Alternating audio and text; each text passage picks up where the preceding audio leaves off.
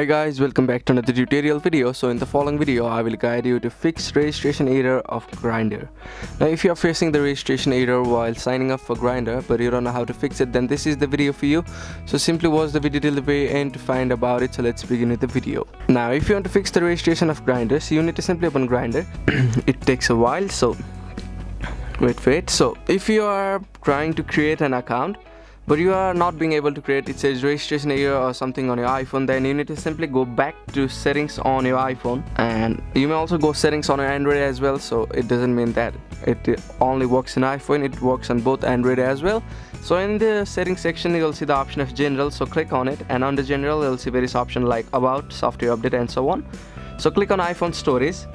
So under iPhone storage you need to find the section which says Grindr. So you'll see the option of it at the very bottom, or if you scroll down you'll see the option of it.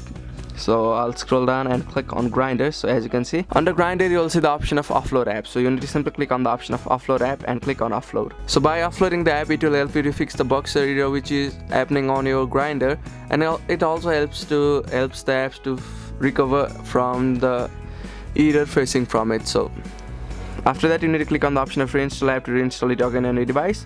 So after that, if it works, that's good. If it doesn't work, then you need to simply uninstall the app from your device and you need to reinstall it again from your App Store or Play Store.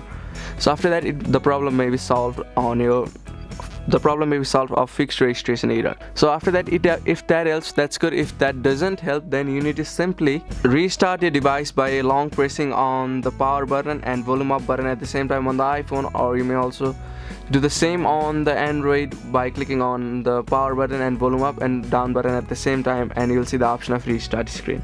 So after that you may restart your device and try to sign up again, then it will be fixed. So that's it. Thank you for watching the video. Please don't forget to like the video and subscribe to our channel. Thank you.